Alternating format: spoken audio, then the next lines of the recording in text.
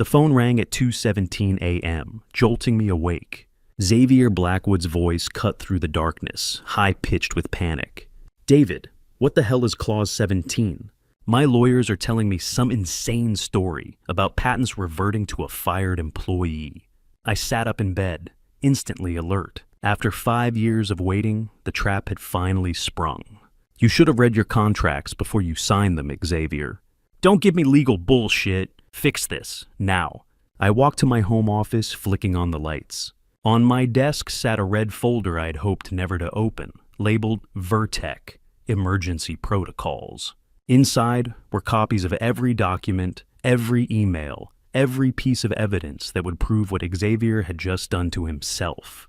"I can't fix your arrogance, Xavier. You destroyed your own company the moment you signed those separation papers without reading them." The silence on the other end was deafening, then barely a whisper. "How much are we talking about?" 42 patents, over $1 billion, all legally transferred to Alexander Stroud as of 10:47 a.m. yesterday. The line went dead. "I'm David Park, and I'm the corporate lawyer who spent 5 years preparing for this exact moment." But this wasn't just about protecting a client. It was about proving that corporate arrogance has consequences. And sometimes those consequences cost everything.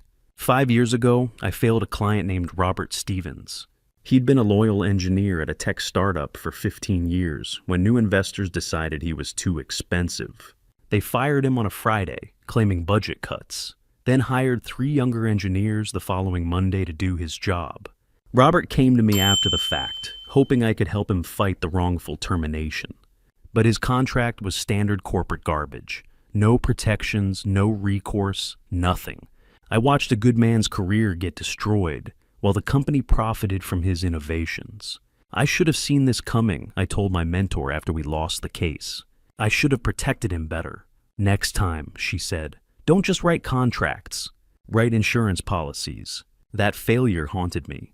So, when Alexander Stroud walked into my office 3 months later, worried about job security after 20 years with VERTEC, I wasn't going to make the same mistake twice. "I've seen what happens to loyal employees," Alexander told me. "Companies chew you up and spit you out the moment it's convenient. I need protection." I leaned forward, my voice intense. "Then we're going to build you the most airtight protection clause in corporate legal history. If they ever betray you, it's going to cost them everything." Drafting Clause 17 was like designing a bear trap. It had to be invisible until the moment someone stepped on it. Then it had to be absolutely lethal. I spent weeks researching patent law, looking for precedents where intellectual property rights reverted to original creators. The legal foundation was solid, but the execution had to be flawless. "Here's how this works," I explained to Alexander. "You've personally developed or supervised 42 patents during your tenure. Normally, these belong to the company. But if they terminate you without just cause, all rights automatically revert to you." Alexander's eyes widened. That's nuclear. Exactly. It's mutually assured destruction.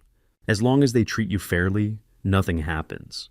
But if they betray you, I slid the patent valuation across the desk. They lose over $1 billion in intellectual property. What if they refuse to sign? They won't. I'm burying this 34 pages deep in your renewal contract, surrounded by standard language. Xavier Blackwood has never read a full contract in his life. He just signs whatever legal puts in front of him. The day of the board meeting, I presented Alexander's contract renewal as routine business. Standard employment terms, I told them. Confidentiality agreements, vacation policies, IP acknowledgments. Xavier barely glanced at the documents. "Whatever keeps our people happy," he said, scrawling his signature with his usual arrogance. "That's what we pay lawyers for, right? To handle the boring details."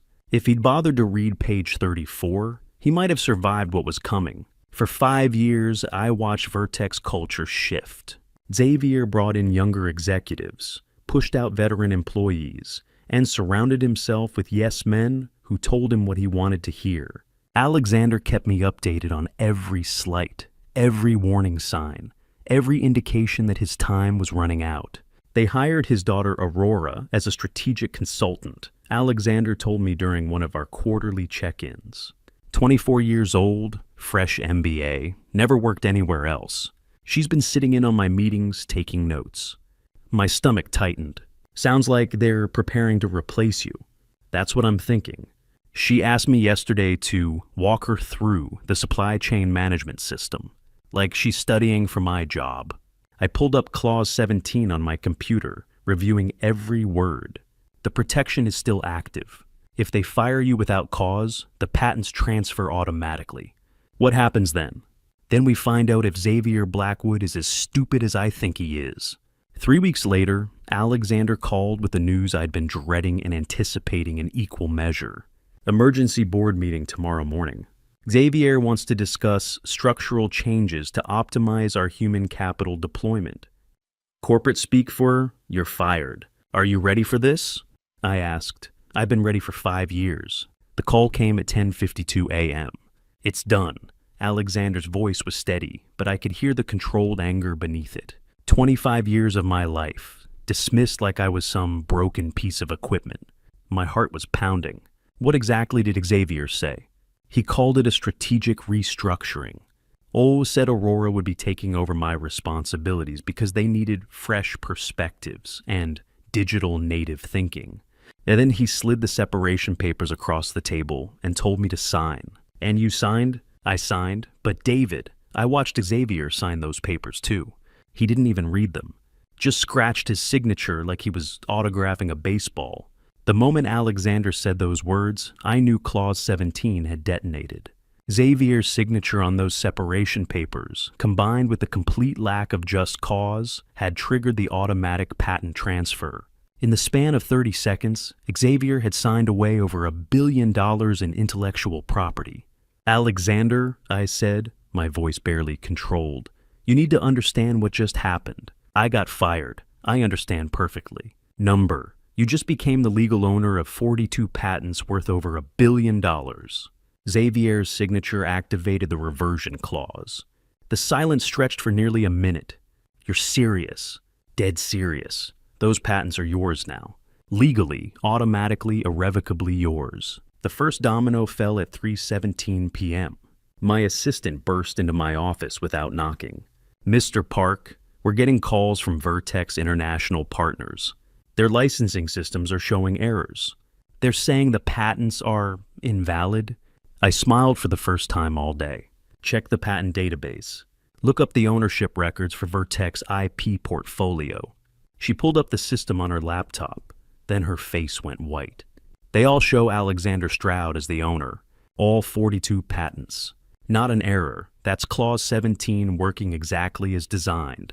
By 4 p.m., my phone was ringing nonstop. Vertex junior lawyers, their business development team, even their international partners, all trying to understand why their entire IP portfolio had just vanished. At 4:23 p.m., my phone rang with Xavier's personal number.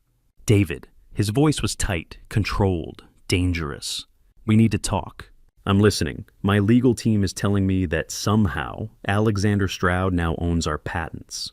This is impossible. Actually, it's inevitable. You terminated him without cause and signed the separation papers. Clause 17 activated automatically. Clause what? I don't know what you're talking about. Page 34 of Alexander's employment contract. The one you signed 5 years ago without reading. I could hear papers rustling frantically in the background. This is extortion.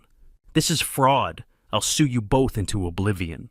Xavier, my voice was ice cold now. You signed the contract. You fired Alexander without cause.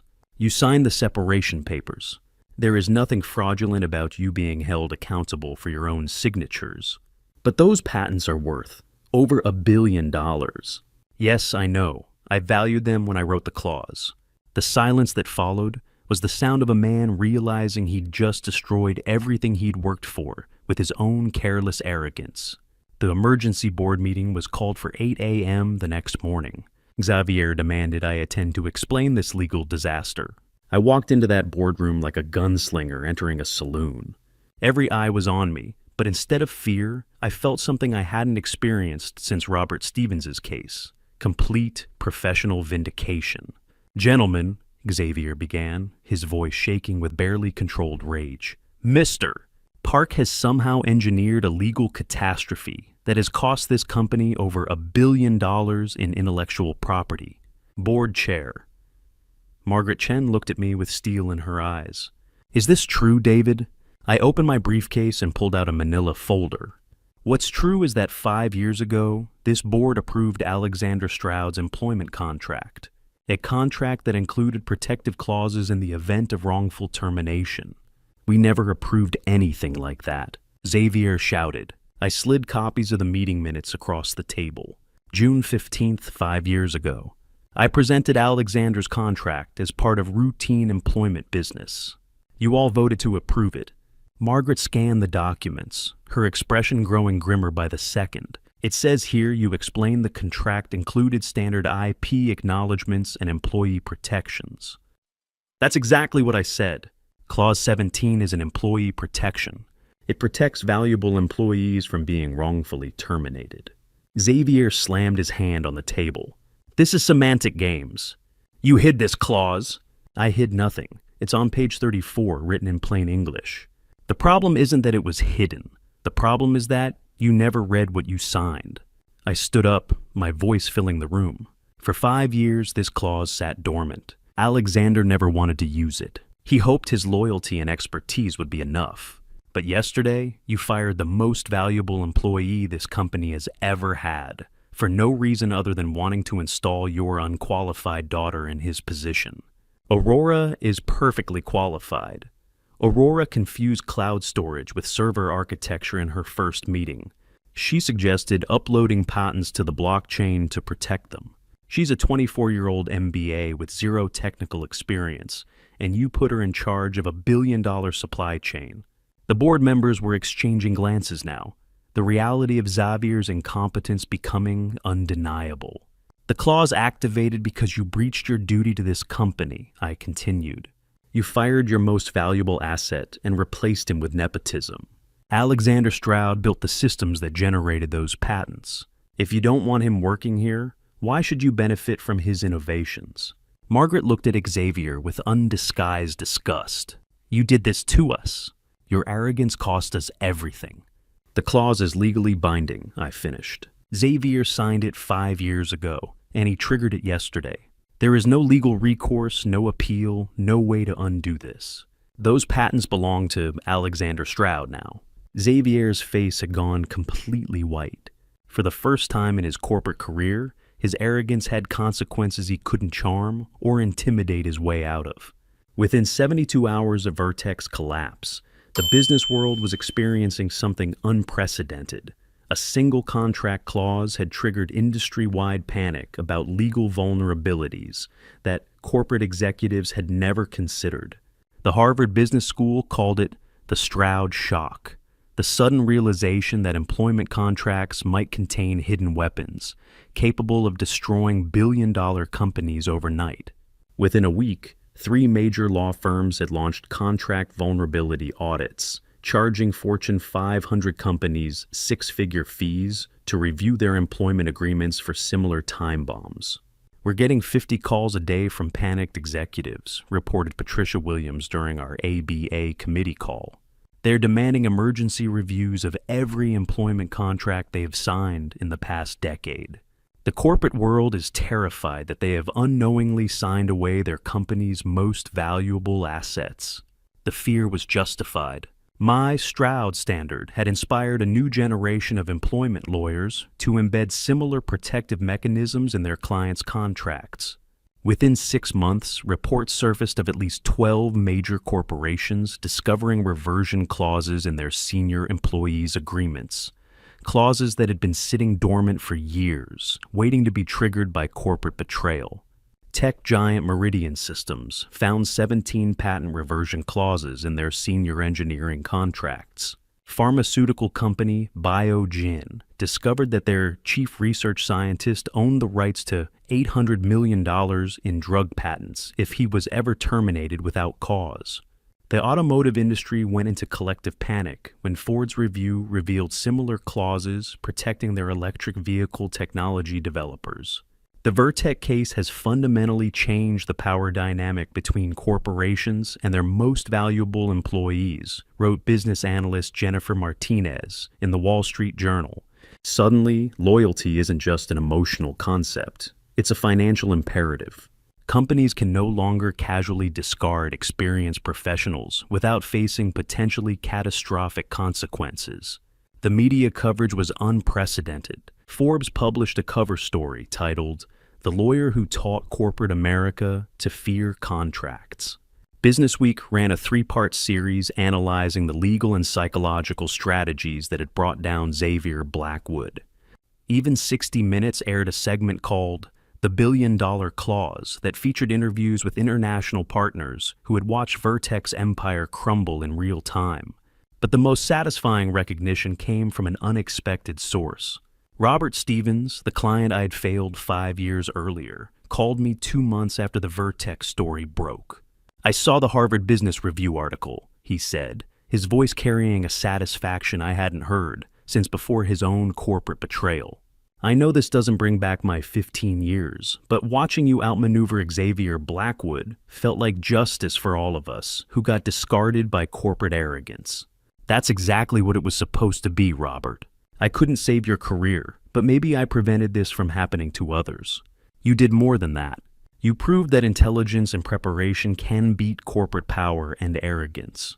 That matters to people like me. That matters to everyone who's ever been told they're too expensive or too old or no longer aligned with company vision." Well, within 6 months, my practice had transformed completely. I was no longer just writing employment contracts. I was designing comprehensive protection systems for high-value employees across multiple industries. Senior engineers, research scientists, creative directors, and other professionals whose innovations generated massive value for their employers began seeking what the media dubbed Stroud protection. Each case required the same strategic thinking that had made Clause 17 successful: legal precision, psychological insight, and long-term strategic planning. I found myself essentially reverse engineering corporate behavior and designing legal countermeasures customized to each company's culture and leadership psychology. The intellectual challenge was immense and deeply satisfying. A biotech researcher needed protection from acquisition-hungry pharmaceutical companies. A senior software architect wanted security against age discrimination in Silicon Valley's youth-obsessed culture. A creative director required shields against the advertising industry's notorious instability. Each protection system had to be invisible until activated, legally unbreakable once triggered, and psychologically designed to exploit the specific weaknesses of corporate leadership. I wasn't just practicing law. I was practicing strategic psychology, using legal mechanisms to enforce ethical behavior in corporate environments that had forgotten the value of loyalty. The financial transformation was remarkable as well. Companies began paying premium fees for legal vulnerability assessments to ensure their contracts didn't contain similar weapons. But more importantly, high-value employees were willing to invest substantial sums in protective legal architecture that could secure their careers and innovations. I hired 3 additional attorneys specializing in employment protection law. We developed standardized assessment tools, customizable protection clauses, and implementation strategies that could be adapted across industries. What had started as a personal quest for justice had become a systematic approach to corporate accountability. 6 months later, Alexander called with an update that validated everything I'd hoped to achieve through the Vertex case. The international conglomerate just offered me a permanent position as Global Innovation Director, he said. They want me to oversee patent development across 12 international markets. The salary is 4 times what Vertex was paying me. How does it feel to have your expertise properly valued? Like intellectual vindication. But David, the real impact is broader. 3 other companies have reached out, all emphasizing their commitment to respecting senior talent. Word has spread through the industry that loyalty needs to flow both directions. What kind of changes are you seeing? Companies are actually reading employment contracts now. They're asking detailed questions about protection clauses. They're implementing policies to prevent wrongful termination. The Vertec collapse sent a message throughout the corporate world that treating experienced professionals as disposable assets has consequences. The irony wasn't lost on either of us. Xavier's attempt to replace experience with nepotism had created industry-wide awareness of the value of senior expertise. His failure had become a cautionary tale that was reshaping corporate behavior across multiple sectors. "You didn't just protect me," Alexander continued. "You proved that strategic thinking and careful preparation can defeat corporate arrogance. That's a lesson every executive in America needed to learn, and you taught it in the most effective way possible, through consequences they couldn't ignore." The transformation extended beyond individual cases. Law schools began teaching courses on defensive employment law. Bar associations offered continuing education seminars on employee protection strategies. Corporate legal departments started hiring specialists in loyalty retention law, a field that barely existed before the Vertec case. Most importantly, the balance of power in corporate relationships had shifted measurably. Experienced professionals no longer approached employment negotiations as supplicants hoping for corporate mercy. They came prepared with legal protection, strategic thinking, and the knowledge that their expertise had value that extended beyond their current employer's convenience. The gray wolves of the corporate world had learned something the young alphas forgot. Experience isn't just valuable, it's irreplaceable. And when you try to replace the irreplaceable, sometimes the very contracts you signed come back to teach you that lesson in the most expensive way possible. 3 weeks after the collapse, Alexander called with an update that filled me with professional pride. "David, I just signed the consulting agreement. Global Innovation Advisor, overseeing patent development across 6 industries. They're treating me like the expert I always was. And the patents, I'm licensing some to companies that actually value their employees. The others I'm developing through my own firm. Turns out, when you own billion-dollar IP, people return your calls." I leaned back in my chair, savoring the moment. How does it feel to have your worth recognized? Like justice. But David, I need you to know something. This wasn't just about the money or the patents. This was about proving that experience and loyalty have value, that you can't just discard people who built your empire. That's exactly what I hoped would happen when I wrote that clause. "You didn't just protect me," Alexander said. "You proved that corporate arrogance has consequences." 6 months later, I received a call from a business journalist investigating the Vertec collapse. She wanted to understand how one contract clause had brought down a billion-dollar company. "Was this revenge?" she asked. "No," I told her. "This was justice. I wrote that clause as protection, not as a weapon. But when corporations betray loyal employees, they deserve to face the consequences of their actions." Do you regret the outcome? I thought about Robert Stevens, the client I'd failed to protect. I thought about Alexander, now thriving and respected. I thought about Xavier, whose arrogance had cost hundreds of people their jobs. I regret that it was necessary, but I don't regret holding powerful people accountable for their signatures. The truth is, every contract I write now includes similar protective clauses. Not because I want to destroy companies, but because employees deserve security. They deserve protection from the casual cruelty of corporate restructuring. Xavier never read Clause 17. He signed away $1 billion because he was too arrogant to read what he was putting his name to. That's not my fault, that's his.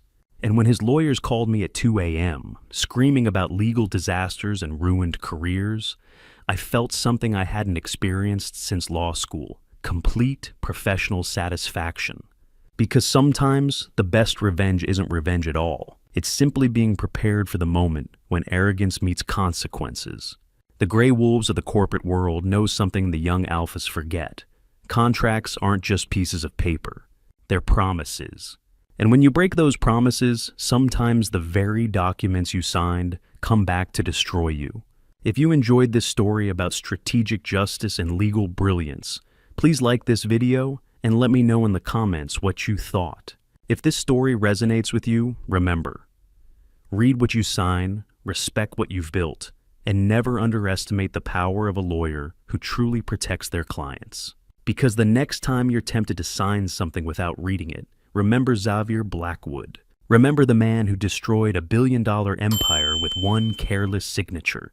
And remember that somewhere out there, lawyers like me are writing clauses that will hold you accountable for every word you agree to.